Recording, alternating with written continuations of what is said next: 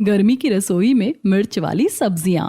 एक तो मेरे मायके वालों ने मेरी जिंदगी खराब कर दी, मेरी मर्जी के खिलाफ मेरी यहाँ पर शादी कर दी, और ऊपर से ससुराल वाले भी ऐसे हैं कि जब देखो बस मिर्च खाते रहते। सब्जी में इतनी मिर्च कौन खाता है।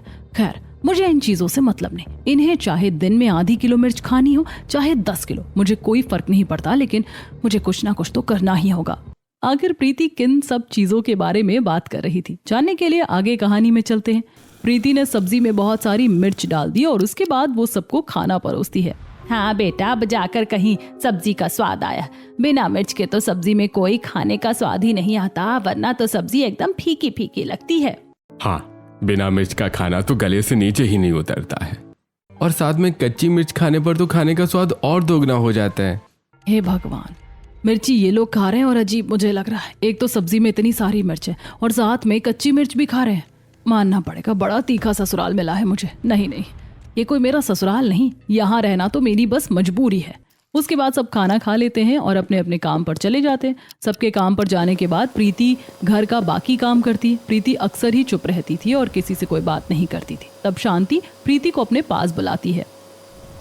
बेटा, तुम कुछ ज्यादा ही चुप रहती हो, कहीं तुम्हें यहाँ कोई परेशानी तो नहीं है ना? नहीं, मुझे कोई परेशानी नहीं है। हाँ बेटा, अगर कुछ भी बात होती है तो तुम हमें बिना झिझक कर आराम से सब बता सकती हो। अब तो ये तुम्हारा ही घर है। मुझे इस घर को अपना घर मानना ही नहीं है, तो जबरदस्ती सब मेरे पीछे क्यों पड़े हैं? मन करता है कि सब कुछ छोड़ छाड़ कर यहाँ से भाग जाऊं।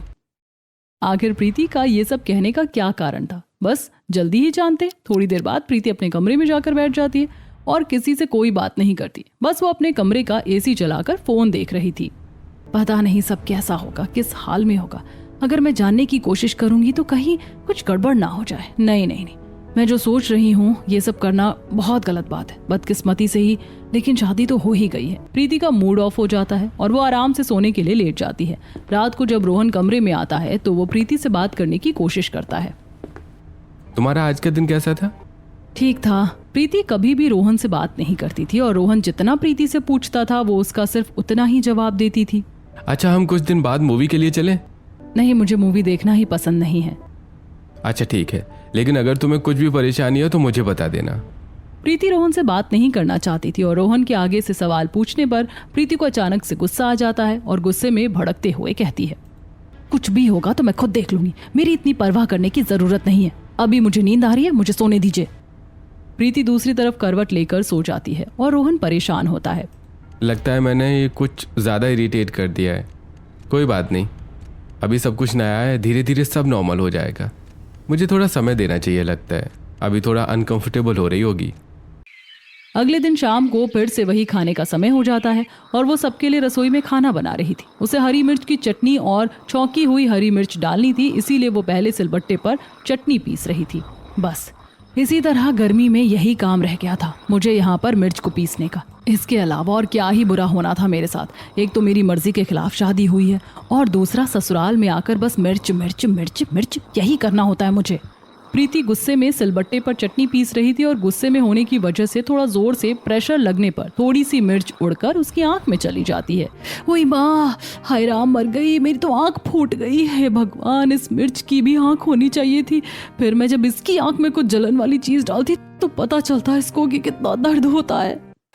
ऐसा बोलकर प्रीति सिंक के पास जाती है और अपनी आंख धोती है। ठंडे पानी से छींटे मारने के बाद उसे थोड़ी राहत मिलती है। उसके बाद प्रीति फिर से अपना काम शुरू करती है।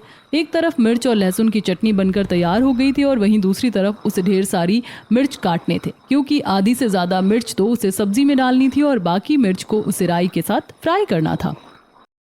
आज में मैंने 1 किलो मिर्ची का तो काम तमाम ही कर दिया होगा। अब उसके बाद वो तोरी की सब्जी बनाती है और उसके अंदर आधी से ज्यादा मिर्ची डाल देती है। अभी प्रीति की शादी को 3-4 दिन हुए थे, लेकिन वो अच्छे से समझ गई थी कि उसके ससुराल वाले कितने ज्यादा मिर्ची खाते हैं। वहीं दूसरी तरफ प्रीति कढ़ाई में तेल गरम करके उसमें थोड़ी सी राई डाल देती है और उसके बाद सारी मिर्च जो बीच में से चीरा लगा हुआ था उन्हें उसमें अच्छे से फ्राई कर देती है। उसके बाद सभी को खाना परोसा जाता है। बाकी सब तो खाने के साथ कच्ची मिर्च भी खा रहे थे। भाभी, आपने तो कमाल कर दिया। ये राई वाली मिर्च आपने बहुत अच्छी तरीके से बनाई है, बिल्कुल ऐसा ही स्वाद चाहिए था। और आज तो सब्जी भी बहुत तीखी है, तो और अच्छा लग रहा है। सीमा भी पहले रोटी का एक निवाला सब्जी के साथ खाती है और उसके साथ कच्ची मिर्च खाती है, तो ओह क्या मजा आ गया, अति उत्तम। मिर्ची ये लोग खा रहे हैं और कान मेरे गर्म हो रहे हैं। अरे बेटा, तुम कब से हमें खाता हुआ देख रही हो? हमने कितनी बार कहा है कि हमारे साथ बैठकर डिनर कर लिया करो। चलो बैठो, साथ में डिनर करते हैं। कोई बात नहीं, आप सब खाना खा लीजिए, मैं बाद में खाना खा लूंगी। नहीं नहीं बेटा, हम सब एक ही परिवार का तो हिस्सा हैं और एक साथ मिलकर ही तो खाना खाना होता है। पूरे परिवार को एक साथ आराम से बैठकर साथ में खाना खाना चाहिए। हाँ बेटा, शर्माओ मत, बैठ जाओ। प्रीति चेयर पीछे करके उस पर बैठते हुए कहती है। अरे शर्मा कौन रहा है, लेकिन मैं तो आप लोगों को अपने परिवार का हिस्सा ही नहीं मानती। अब सब साथ में खाना खाते हैं और गलती से प्रीति एकदम तीखी वाली तोरी की सब्जी खा लेती है, जिसके बाद उसके कानों से धुआं निकलने लगता है। अरे बाप रे, कितना ज्यादा तीखा खाना है। ऐसा लग रहा है जैसे अचानक से एक बड़ा सा ज्वालामुखी निकल लिया हो। मेरे मुंह से आग निकल रही है, ऐसा लग रहा है जैसे ड्रैगन बन गई हूं मैं। उसकी ऐसी हालत देखकर सब बहुत परेशान हो जाते हैं और सब जल्दी से पानी लेकर उसके पास जा ही रहे थे कि उससे पहले ही एक बड़ा पानी का जग जो टेबल पर रखा हुआ था, प्रीति उसे उठाती है और सीधा पानी पीने लगती है, जिसे देखकर सब हैरान होते हैं। वाह, लगता है कुछ ज्यादा ही मिर्ची थी। भाभी तो पूरा जग पानी ही पी गई। पानी पीने के बाद भी प्रीति का थोड़ा सा मुंह अभी पूरी तरह से ठीक नहीं हुआ था। बेटा, तुम ठीक तो हो ना? जी मैं ठीक हूँ, बस थोड़ा सा मुंह में हल्की सी जलन हो रही है, क्योंकि मुझे इतना तीखा खाने की बिल्कुल भी आदत नहीं है। अभी तीखापन जरा है। अरे ये तीखापन ऐसे नहीं जाएगा, अभी रुको, मैं एक चीज लेकर आता हूँ। रोहन किचन में जाता है और वहां पर फ्रिज से वो ठंडा दूध निकालकर ग्लास में डालकर प्रीति के लिए लेकर आता है और उसे पीने को देता है। ये लो, तुम ठंडा दूध पी लो, इसे पीने के बाद तुम्हें अच्छा लगेगा। ठंडा दूध मिर्च का असर कम कर देता है। रोहन के कहने पर प्रीति ठंडा दूध पी लेती है और उसके बाद उसे बहुत अच्छा लगता है। बेटा, अगर हम सब इतना ज्यादा तीखा खा रहे हैं तो हमें तो बहुत समय से आदत है और तीखे के बिना हमें खाना हजम भी नहीं होता। इसीलिए तुम हमारे लिए चाहे कितना भी तीखा खाना बना देना, लेकिन अपने लिए तुम अपने हिसाब से अपनी मर्जी का खाना बना सकती हो। हाँ भाभी, हमारी वजह से आपको भी तीखा खाकर परेशान होने की जरूरत नहीं है। एक तरफ प्रीति के ससुराल वाले उसके साथ बहुत अच्छा व्यवहार कर रहे थे, लेकिन वहीं दूसरी तरफ उन्हें वो अपनाना नहीं चाह रही थी। आखिर ऐसा क्यों हो रहा था, चलिए ये जानते हैं। सबसे पहले रात को प्रीति के पास उसके मायके वालों का कॉल आता है, लेकिन वो कॉल इग्नोर करती है। किसका कॉल है? कुछ नहीं, शायद कंपनी वालों का कॉल है। प्रीति अपने मायके वालों से भी बात नहीं करना चाहती थी, क्योंकि उसे लगता था कि सब चीज की जिम्मेदार उसके घर वाले ही हैं। अगले दिन फिर से प्रीति के पास उसकी मम्मी बार बार कॉल करती हैं। तब जाकर प्रीति परेशान होकर कॉल उठाती है और गुस्से में कहती है, अब क्या बात है मम्मी, अब आपको क्या सही नहीं लग रहा? मेरी जिंदगी बर्बाद करके क्यों मुझे बार बार फोन करके परेशान कर रही हो? बेटा, तुम ऐसे क्यों बोल रही हो? हमें क्या शौक है तुम्हारी जिंदगी बर्बाद करने का? शौक? उस शौक के बारे में तो मुझे नहीं पता, लेकिन आपको जरूर पता होगा। जबरदस्ती मेरी इस घर में शादी करवा दी। मैं तो किसी और से प्यार करती थी, किसी और से शादी करना चाहती थी, लेकिन आप दोनों की जिद के आगे मेरी एक ना चली। अब आप लोगों की वजह से मैं बिल्कुल भी खुश नहीं हूँ। यही जानने के लिए फोन किया था ना आपने? मैंने अब आपको बता दिया है। अब आइंदा मेरे पास फोन करने की जरूरत नहीं है। इतना कहकर प्रीति गुस्से में कॉल कट कर देती है और वहीं दूसरी तरफ उसके मम्मी पापा इस व्यवहार को देखकर परेशान होते हैं। देखा ना आपने किस तरह इसने हमारे साथ व्यवहार किया है? इसके सर पर तो बस गुस्सा सवार हो रखा है। ये हमारी बात समझने को तैयार ही नहीं है। इसे लगता है कि हमने इसकी जिंदगी बर्बाद कर दी। लेकिन इसे सच कौन बताए कि कोई भी माँ बाप बच्चों की जिंदगी बर्बाद नहीं करना चाहता। उसे जो ठीक लग रहा है वो बिल्कुल गलत था। हमने इसे इतनी बार समझाया, लेकिन इसने हमारी एक भी बात नहीं मानी। मुझे तो इस बात का डर है कि अपने ससुराल में ये कैसा व्यवहार करती होगी। पता नहीं वहाँ पर सबके साथ ठीक से रहती भी है या नहीं। पता नहीं, इस बात की तो मुझे भी चिंता हो रही है, क्योंकि अगर उसके ससुराल वालों के साथ ये अच्छा व्यवहार नहीं करती होगी तो ये बहुत ज्यादा गलत बात है। और मुझे तो ये डर भी है कि अगर उन्हें सब सच पता चल गया तो कहीं ऐसा ना हो कि सब कुछ बर्बाद हो जाए। सुनीता और महेश को प्रीति की बहुत ज्यादा चिंता सता रही थी, लेकिन वहीं दूसरी तरफ प्रीति को इन सब चीजों से अब कोई फर्क नहीं पड़ता था, बल्कि उसका तो मूड हमेशा खराब रहता था। वो चुपचाप बस घर का काम करती है, किसी से भी ज्यादा बातचीत नहीं करती थी। एक दिन सीमा बाहर गर्मी से आती है। भाभी, बाहर गर्मी से तो मेरा हाल बेहाल हो गया। आप प्लीज मेरे लिए कुछ अच्छी सी शिकंजी बना दीजिए। अभी लाती हूँ। बेटा, हमारे लिए भी ले आना। इतनी गर्मी हो रही है कि हमारे पेट में भी बहुत ज्यादा अग्नि होती रहती है। पेट एकदम जलता रहता है। मन करता है कि पूरे दिन बस कुछ ठंडा पीते रहो, तब जाकर पेट को थोड़ी शांति और चैन मिलता है। प्रीति रसोई में चली जाती है और वहां पर ठंडे पानी में एक्स्ट्रा मात्रा में बर्फ डालकर शिकंजी बनाना शुरू करती है। वहीं दूसरी तरफ हॉल में जब सभी बैठे थे तो मम्मी, अब तो भैया भाभी की शादी को 1 महीना होने वाला है और अभी तक मुझे नहीं लगता कि भाभी ठीक से हमारे घर में एडजस्ट हुई हैं। लेकिन तुम्हें ऐसा क्यों लग रहा है बेटा? क्योंकि पापा, भाभी घर में किसी से ज्यादा बात ही नहीं करती और ना ही वो खुश रहती है। जब देखो मुझे तो ज्यादातर वो उदास नजर आती हैं।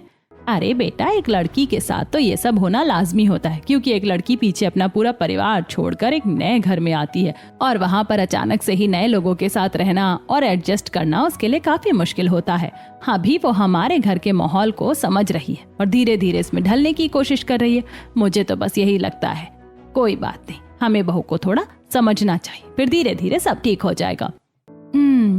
वैसे तो मुझे ये रीजन कम लगता है, लेकिन आई होप सो कि ऐसा ही हो और भाभी जल्दी ही हमारे घर में एडजस्ट हो जाएं।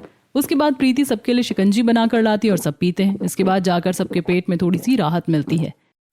सच में तृप्ति हो गई। आज तो बड़ा अच्छा लग रहा है। इतनी गर्मी में इतनी ठंडी ठंडी शिकंजी और ऊपर से हम सबके पेट में अग्नि भी रहती है तो अच्छा लग रहा है।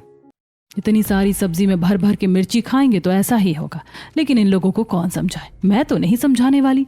उसके बाद प्रीति अपने कमरे में चली जाती है और आज वो बहुत उदास थी तो वो अपनी पुरानी सहेली के पास कॉल करती है। और बता प्रीति, तूने आज मुझे कैसे याद कर लिया? वहां पर सब ठीक तो है ना तेरे ससुराल में? अब तो तेरा मन लग गया होगा। कहाँ यार, मेरा तो बिल्कुल भी मन नहीं लग रहा है। मुझे तो यहाँ पर बिल्कुल भी अच्छा नहीं लगता। मैं तो परेशान हो गई हूँ। मन करता है कि सब कुछ छोड़कर भाग जाऊं। अरे क्यों यार, लेकिन तू ऐसा क्यों कह रही है? अब तो तेरी शादी हो गई है तो तुझे तो खुश होना चाहिए। अरे तू भी कैसी पागलों वाली बातें कर रही है। तू तो सब जानती है, उसके बाद भी तू ऐसी बातें कर रही है। क्या तुझे पता नहीं कि मैं आज भी रवि से बहुत प्यार करती हूँ? और मैं तो इस शादी के बिल्कुल खिलाफ थी, लेकिन मेरे घर वालों ने बिल्कुल जबरदस्ती मेरी शादी यहाँ करवाई है। उन लोगों की वजह से रवि ने भी आखिर में मना कर दिया। आज भी मुझे उसकी बहुत याद आती है। मैं क्या करूँ? मेरा मन कर रहा है कि मैं कुछ टाइम बाद डाइवोर्स ले लूं और रवि से शादी कर लूं। घर वालों को भी लगेगा कि हाँ, उनकी वजह से मेरी जिंदगी खराब हुई है। अरे प्रीति, तू ये सब बचकानों वाली कैसी बातें कर रही है? ये सब अच्छा नहीं लगता। अब तेरी शादी हो गई है, तुझे मूव ऑन हो जाना चाहिए और पुरानी बातों को भूल जाना चाहिए। तू जानती है ना, जो तू कह रही है वो गलत है। मैं जानती हूँ, मैं जो भी कह रही हूँ गलत है, लेकिन मेरी सहेली होते हुए तू ऐसा कैसे कह सकती है? क्या तुझे मेरी सिचुएशन के बारे में नहीं पता कि मेरे घर वालों ने मेरे साथ ऐसा किया है? तू भी मेरे घर वालों की तरह ही है, मेरा दर्द नहीं समझती। नहीं यार, ऐसी कोई बात नहीं है, मैं तो बस तुझे समझा रही थी। अच्छा ये सब छोड़, तू शांत हो जा। नेहा प्रीति को शांत करवाने की कोशिश करती है, लेकिन प्रीति का मूड बिल्कुल भी ठीक नहीं था। शाम को रोहन आज ऑफिस से जल्दी घर आ गया था और प्रीति के लिए एक साड़ी और गजरा लेकर आया था। देखो मैं तुम्हारे लिए क्या लेकर आया हूँ, एक नई साड़ी और गजरा। प्रीति जब साड़ी और गजरा देखती है तो उसे अच्छा लगता है, लेकिन तब भी वो आगे कुछ नहीं कहती। तब रोहन बिस्तर पर साड़ी और गजरा रखते हुए कहता है, अच्छा क्या हम कल कहीं घूमने चलें? कल संडे है, बाहर जाएंगे तो थोड़ा अच्छा लगेगा। नहीं, मेरी तबीयत थोड़ी ठीक नहीं है, इसीलिए मुझे कहीं नहीं जाना। क्यों, क्या हुआ तुम्हें? कुछ नहीं, बस ऐसे सर में थोड़ा सा दर्द है, ठीक हो जाएगा। रात को जब सब साथ में बैठकर खाना खाते हैं, अरे बेटा मिर्ची का अचार ले आओ, खत्म हो गया है। मम्मी जी, अंदर भी मिर्च का अचार खत्म हो गया है। अच्छा, लगता है और मिर्च लाकर अचार बनाना होगा। उसके बाद सब कच्ची मिर्च के साथ ही खाना खा लेते हैं और सब अपने कमरे में चले जाते हैं। तब शांति और रमेश बिस्तर पर बैठे थे और शांति रमेश से खुश होकर कहती है, आपने देखा, पहले प्रीति कितना छोटा जवाब देती थी और आज उसने मुझे मम्मी जी भी बोला। हाँ, लगता है अब उसे धीरे धीरे हमारे घर में आदत पड़ गई है और उसका मन लगने लगा है। यह तो बहुत अच्छी बात है। वहीं दूसरी तरफ जब प्रीति सोने के लिए बिस्तर पर लेट जाती है, तब रोहन एक गिलास पानी और दवाई लेकर आता है। तुम्हारे सिर में दर्द था ना, ये दवाई ले लो, ठीक हो जाएगा। प्रीति दवाई ले लेती है और लेकर लेट जाती, लेकिन प्रीति को एक गिल्ट हो रहा था। उसे नींद नहीं आती और वो छत पर जाकर खुले आसमान में बैठकर रोते हुए कहती है, ये सब क्या हो रहा है? मैं कहाँ फंस गई हूँ? मुझे इनके साथ ऐसा नहीं करना चाहिए। ये लोग बहुत अच्छे, सब मेरा कितना ख्याल रखते हैं, बस अब बहुत हो गया। अब मैंने फैसला ले लिया है कि मुझे क्या करना है। मैं तलाक देकर यहाँ से चली जाऊंगी। मैं इन लोगों की जिंदगी अपनी वजह से खराब नहीं कर सकती। एक तरफ प्रीति ने यह फैसला कर लिया था और वहीं दूसरी तरफ रोहन देखता है कि प्रीति बिस्तर पर नहीं है, तो वो प्रीति को घर में सब जगह ढूंढ लेता है और आखिर में वो छत पर जाता है। प्रीति को वहां उदास बैठा देखकर कहता है, क्या बात है प्रीति, तुम इतनी उदास क्यों लग रही हो? कुछ बात हुई है क्या? अगर कुछ भी परेशानी हो तो मुझे बता सकती हो। कितनी बार कहा है कि मुझे परेशान मत किया करो, मुझे किसी से कोई बात नहीं करनी होती। बार बार आप मुझसे इतना सवाल मत किया करो, प्लीज मुझे अकेला छोड़ दो। इतना कहकर प्रीति गुस्से में वहां से चली जाती है और आज रोहन को भी बहुत बुरा लगता है। इसीलिए वो अगले दिन से अब प्रीति को कुछ भी कहना बंद कर देता है। वहीं दूसरी तरफ शांति प्रीति के पास आती है। बेटा, मिर्च खत्म हो गई है, तुम जरा बाजार से मिर्च लाकर मिर्च का अचार डाल देना। ठीक है मम्मी जी। अब प्रीति बाजार में जाती है और वहां से बहुत सारी मिर्च खरीद लेती है। मिर्च खरीद कर वो घर वापस आती है। उसके बाद वो सारी मिर्च को धोकर सुखा लेती है। जब तक वो घर के बाकी काम खत्म कर लेती है, जब मिर्च सूख जाती है तो वो सारी मिर्च को अचार बनाने के लिए काटना शुरू करती है। जब वो रसोई में काम कर रही थी तो उसे बहुत गर्मी लग रही थी। बाप रे, यहाँ पर कितनी ज्यादा गर्मी है, कुछ भी कहो। एक तो गर्मी में वैसे ही कहर बरसा रखा है और ऊपर से रसोई में तो गर्मी होती ही है। इतना कहकर प्रीति अपना बाकी काम करने लगती है। मिर्च को काट कर वो उसके अंदर मसाला डालकर उसे कांच के बर्तन में बंद करके रख देती है। अब कुछ ही दिनों में अचार बनकर तैयार हो जाएगा। अब प्रीति खाना बनाना शुरू करती है। वो सबके लिए फिर से वही मिर्च वाली सब्जी बनाती है और खुद के लिए कम मिर्च वाली सब्जी निकाल लेती है। उसके बाद सब खाना खाते हैं और खाने के साथ उन्होंने मिर्च की चटनी और कच्ची मिर्च भी खा रहे थे। जब तक बहुत सारी मिर्च पेट के अंदर नहीं जाती तब तक खाना हजम तो होता ही नहीं है। हाँ, और मुझे तो आज मिर्च का अचार बहुत याद आ रहा है। उसके बिना तो मुझे रोटी अच्छी नहीं लगती। भाभी, क्या आपने मिर्च का अचार डाल दिया? हाँ, मैंने आज ही डाला है। 2 दिन में लगभग बन ही जाएगा तो मैं खाने के लिए दे दूंगी। इस तरह सब खाना खाकर अपने अपने कमरे में चले जाते हैं और वहीं दूसरी तरफ एक पड़ोसन आती है। अरे बहू, जरा मुझे सब्जी देना तो, आज सब्जी थोड़ी कम पड़ गई। आज तुमने खाने में क्या बनाया है? आंटी जी, हमने तो आज खाने में घिया के कोफ्ते बनाए हैं। अरे वाह, फिर तो ये बहुत अच्छी बात है। जरा मेरे लिए भी एक कटोरी भर कर दे देना। प्रीति अंदर जाती है और कटोरी भर के सब्जी लाकर शीला को दे देती है। अब शीला खुश होते हुए अपने घर जाती है और जैसे ही वो सब्जी खाती है तो उसके कानों से धुआं निकलने लगता है। अरे राम, मर गई, मेरे तो आंख और कान दोनों से धुआं निकल रहा है। सब्जी इतनी ज्यादा तीखी बना रखी है, इतनी तीखी सब्जी कौन खाता है भगवान। बहू, जल्दी पानी लेकर आ। जी मम्मी जी, अभी लेकर आती हूँ। पायल जल्दी से अंदर जाती है और पानी लेकर आती है। शीला जल्दी से एक गिलास पानी गटक कर पी जाती है। हाय राम बेटा, अभी भी मुंह बहुत जल रहा है। पता नहीं इतना तीखा खाना क्यों बनाती है। सास तो सास, बहू ने भी इतना ही तीखा खाना बनाया। आज घर में करेला बना था, इसीलिए उनसे सब्जी मांगने चली गई थी। आगे से कड़वा करेला खा लूंगी, लेकिन उनकी तीखी सब्जी नहीं खाऊंगी। मम्मी जी, आप थोड़ी सी दही पी लीजिए, उसके बाद थोड़ा आपको ठीक लगेगा। उसके बाद शीला दही पीती है। अब जाकर उसे थोड़ा ठीक लगता है। अगले दिन शीला शांति को कहती है, अरे शांति, इतनी तेज मिर्च कौन खाता है? मैं कल सब्जी लेकर गई थी, मेरे तो कान से धुआं निकलने लगा था। अभी भी तूने मिर्ची खाना कम नहीं किया। अरे मैं भला क्यों मिर्च खाना कम करूंगी? मिर्च के बिना भला सब्जी में स्वाद ही क्या आता है? हाँ, मैं तो भूल ही गई थी, तू मिर्ची पगलू है। अरे अगर मैं ज्यादा मिर्ची खाती हूँ तो मुझे पागल बोलने की क्या जरूरत है? अरे आजकल ऑनलाइन नया शब्द चला है, जो एक चीज को बहुत ज्यादा पसंद करता है उसको उसी की लवर या पगलू कहते हैं। अच्छा, फिर ठीक है। वहीं दूसरी तरफ रोहन भले ही अब प्रीति से बात नहीं कर रहा था, लेकिन वो उसकी छोटी छोटी चीजों का बहुत ध्यान रखता था। सर्द गर्म होने की वजह से प्रीति को थोड़ा सा बुखार हो गया था। सब तो खाना खाकर अपने कमरे में चले गए थे और जब प्रीति रसोई में बर्तन धो रही थी तो रोहन उसके पास आता है। आपको कुछ चाहिए? मुझे बर्तन धोने हैं। लेकिन क्यों? क्योंकि आपकी तबीयत ठीक नहीं है, बुखार है। जाकर आराम कीजिए, यहाँ का काम मैं कर लूंगा। नहीं, कोई जरूरत नहीं है, मैं खुद कर लूंगी। मैंने आपसे पूछा नहीं है, बताया है। कमरे में जाकर आराम कीजिए। कम से कम एक बार तो आप किसी की बात मान लीजिए। प्रीति की हालत ठीक नहीं थी, इसीलिए वो वहां से चली जाती है। अब कमरे में प्रीति बिस्तर पर आराम कर रही थी और रोहन जाकर उसे दवाई देता है। प्रीति गोली खाती है और पानी पीकर लेट जाती है। अगर किसी भी चीज की जरूरत है तो मुझे बता देना। उसके बाद रोहन भी करवट बदल कर सो जाता है। रोहन का व्यवहार प्रीति को बहुत अच्छा लगता था। एक दिन ऑफिस में रोहन और उसका दोस्त दोनों लंच कर रहे थे। गलती से उसका दोस्त रोहन की सब्जी खाता है। अरे यार, तेरी सब्जी खाकर तो 440 वोल्ट का झटका लगता है। कितनी तीखी सब्जी है, कैसे खा लेता है, समझ ही नहीं आता। अरे जैसे हम खाना खाते हैं वैसे ही खाता हूँ। और क्या तीखी सब्जी खाने का कोई और अलग तरीका भी होता है क्या? अरे मिर्च तो तेरी जान है, इसके बारे में तुझसे कितनी ही बहस करवा लो, कोई जीत ही नहीं सकता। लेकिन भाई, सेहत के लिए इतना तीखा खाना भी अच्छा नहीं होता। अरे कुछ नहीं होता। वहीं दूसरी तरफ रात को प्रीति रोहन के घर वापस आने का इंतजार कर रही थी। वो हॉल में सोफे पर बैठी थी। आज पता नहीं क्या हो गया, पूरे 2 घंटे लेट हो गए। पता नहीं अब तक वापस क्यों नहीं आए। तभी बेल बजती है और यश दरवाजा खोलने जाता है, लेकिन प्रीति भागकर छुप जाती है। उन्हें लगना ही नहीं चाहिए ना कि मैं उनका इंतजार कर रही थी, लेकिन प्रीति देखती है कि दरवाजे पर तो यश का दोस्त आया था। तब प्रीति का चेहरा उतर जाता है, लेकिन तभी शांति और रमेश परेशान होकर आते हैं। अरे बेटा, रोहन हॉस्पिटल में एडमिट हो गया है। उसके दोस्त पवन का कॉल आया था, उसने ऑफिस से उसे अस्पताल में एडमिट कराया है। क्या कहा? लेकिन क्यों? अब सब जल्दी से अस्पताल जाते हैं, जहां पर रोहन बेड पर लेटा था और प्रीति परेशान होकर उसके पास जाती और सवालों की बारिश कर देती है। आखिर आपके साथ ये सब क्या हुआ? कैसे हुआ? कब हुआ? आपने हमें इस बारे में कुछ क्यों नहीं बताया? आप ठीक तो है ना? लेकिन ये सब हुआ कैसे, बताइए तो।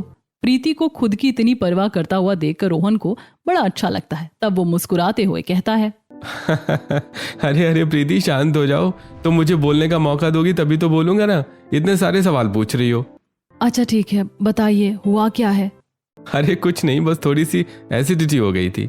ये कुछ नहीं है, बस कुछ नहीं होता तो हॉस्पिटल में एडमिट नहीं होना पड़ता। प्रीति मुझे डांट रही है, लेकिन मुझे बड़ा अच्छा लग रहा है।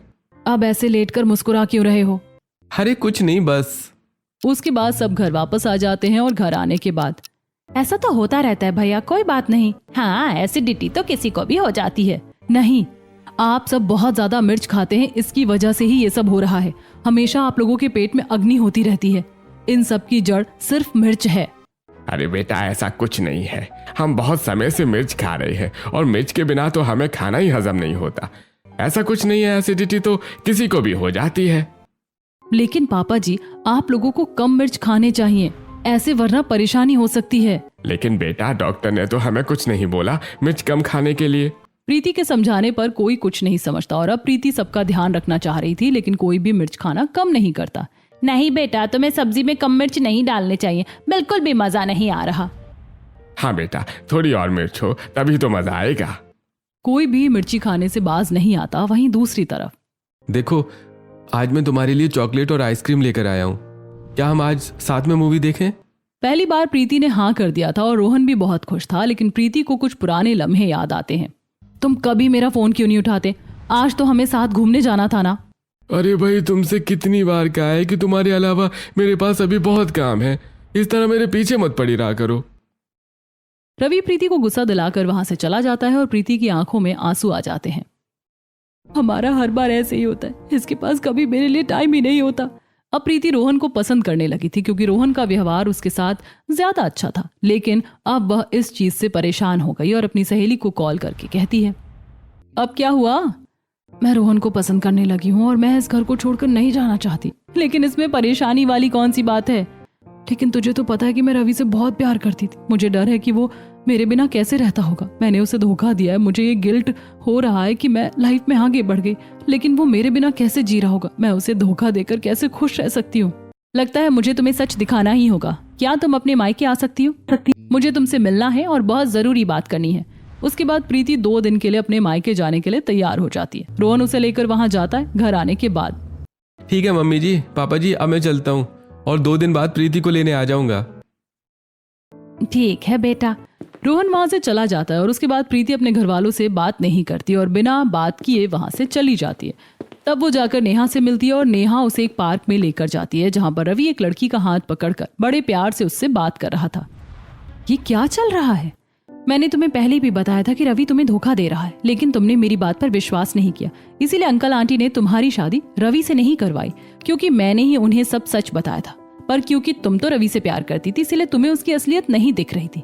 एक तरफ तुम्हें गिल्ट है कि तुम जिंदगी में आगे बढ़ रही हो, लेकिन वो तुम्हारे बिना जिंदगी में बहुत खुश है। मतलब ये सब पहले से चल रहा है? हाँ बिल्कुल। दोनों का ऑफिस पास है, दोनों अक्सर लंच टाइम में यहाँ पर आकर बात करते हैं। मैं भी इसी लड़की के ऑफिस में काम करती हूँ। मैंने इन्हें बहुत बार देखा, इसीलिए पता चला जब रवि तुम्हारे साथ था तब ये किसी दूसरी लड़की के साथ तुम्हें धोखा दे रहा था। अपनी आंखों से सारा सच देखने के बाद प्रीति को बड़ा बुरा लगता है कि उसने गलत इंसान की वजह से अपने माता पिता से बात नहीं की। सच पता चलने के बाद प्रीति रवि के सामने भी नहीं जाना चाहती थी और वो घर वापस आ जाती है और अपने मम्मी पापा से इस बारे में माफी मांगती है। आप दोनों मुझे माफ कर दीजिए। आप दोनों ने मेरे लिए जो किया अच्छा किया। प्रीति उन्हें सारी बात बताती है। हमें खुशी है कि बेटा अब तुम्हें सब समझ आ गया। हाँ बेटा, वरना तो हमें तुम्हारी लव मैरिज से कोई भी ऐतराज नहीं था। इसीलिए हम तुमसे कहते थे कि वो लड़का बिल्कुल भी ठीक नहीं है। कोई बात नहीं, आप लोगों ने मेरी भलाई के बारे में सोचा था और भगवान की कृपा से सब अच्छा भी हो रहा है। मैं अपने ससुराल में खुश हूँ। इस तरह प्रीति की एक समस्या का तो हल निकल गया था। प्रीति अब अपने मायके वालों के साथ अच्छे से रहती है और वापस ससुराल आ जाती है। लेकिन अभी एक और समस्या थी। प्रीति रसोई में मिर्च और लहसुन की चटनी पीस रही थी। अरे यार, इतनी गर्मी में मैं तो बहुत परेशान हो रही हूँ, लेकिन मेरे ससुराल वाले हैं कि मिर्च की सब्जी खाने से मान ही नहीं रहे हैं। आज भिंडी की सब्जी बनवा रहे हैं और जितनी भिंडी डालनी है उससे डबल मिर्च डालनी है। हे भगवान, शक्ति देना हमें। आज प्रीति ने भिंडी की बहुत ज्यादा तीखी सब्जी बनाई थी। उसमें बहुत मिर्च थी और सबको खाकर बड़ा अच्छा लग रहा था। ओहो, मजा आ गया। किसे कहते हैं परमानंद, कितने मिर्च वाली सब्जी खाना। बिल्कुल, बहुत चटपटी और बहुत स्वादिष्ट सब्जी है। इस तरह सब बड़े मजे से खाना खाते हैं, लेकिन रमेश के भी पेट में बहुत ज्यादा दर्द हो जाता है और उसे वॉमिट भी होती है। तब डॉक्टर को बुलाया जाता है। देखिए, मोस्टली आपके परिवार में सभी को एसिडिटी की प्रॉब्लम होती है। आपने खाने पीने पर ध्यान क्यों नहीं देते? अरे डॉक्टर साहब, हम तो कभी बाहर कभी खाते ही नहीं हैं। पता नहीं ऐसा क्यों होता है। मैं बताती हूँ डॉक्टर, ऐसा क्यों हो रहा है। मेरे घर वाले सब्जी में डबल मात्रा में मिर्च डलवाते हैं और साथ में मिर्च का अचार भी खाते हैं और फिर कच्ची मिर्च भी खा जाते हैं। सब सच जानने के बाद डॉक्टर हैरानी से, देखिए, इतनी ज्यादा मिर्च खाना बिल्कुल भी अच्छा नहीं है। मैं मानता हूँ कि किसी को तीखा खाना बहुत अच्छा लगता है और वो लोग बहुत मिर्च खाते हैं, लेकिन लगातार ऐसे करने से एसिडिटी तो होती ही है, लेकिन पाइल्स और भी पता नहीं क्या क्या प्रॉब्लम हो जाती है। आप लोग तीखा खाना खाइए, लेकिन कोई भी चीज अति से अच्छी नहीं होती। अब डॉक्टर से ये बात सुनने के बाद घरवाले थोड़ा सा प्रीति की बात पर विश्वास करते हैं और अगले दिन प्रीति उन्हें बहुत कम मिर्च की सब्जी, जो एक नॉर्मल होती है, वो बनाकर देती है। तो सब मुंह बनाकर खाना खाते हैं। बेटा, मजा नहीं आ रहा। अब से जैसा खाना है आप लोगों को मैं दूंगी, आपको वैसा ही खाना होगा। आपने सुना ना डॉक्टर ने क्या कहा है। ठीक है भाभी, लेकिन क्या आप साथ में हमें कच्ची मिर्ची या मिर्च का अचार खाने के लिए दे सकती हैं? उससे स्वाद जरा आ जाएगा। प्रीति भी जानती थी कि अचानक से किसी भी आदत को छोड़ना आसान नहीं होता, इसलिए वो मान जाती है और सभी को थोड़ी थोड़ी मिर्च और मिर्ची का अचार दे देती है। कई दिन तक तो सब लोग मुंह बनाकर खाना खा रहे थे, लेकिन कुछ दिन बाद कम मिर्ची का खाना खाने की आदत सबको हो गई थी। तुमने सही कहा था बेटा। अब देखा जाए तो हमारे पेट में पहले की तरह अग्नि नहीं होती। हाँ बेटा, आज तो हमें कम मिर्ची की अरबी की सब्जी भी अच्छी लग रही है। मुझे भी अब ज्यादा गर्मी की वजह से पिंपल्स नहीं हो रहे। मिर्च खाना कम किया तो पेट में सच में अग्नि बननी बंद हुई है। इस तरह धीरे धीरे सभी को कम मिर्च का खाना खाने की आदत हो जाती है। वहीं दूसरी तरफ रोहन और प्रीति का रिश्ता भी अब ठीक हो जाता है। चलिए हम कहीं पर मूवी देखने चलते हैं। अरे बिल्कुल, मुझे तो बहुत खुशी होगी साहिबा जी। मैं अपनी कल की टिकट बुक कर लेता हूँ। इतना कहकर रोहन वहां से चला जाता है। इस तरह प्रीति अपने ससुराल वालों के साथ खुशी खुशी रहती है।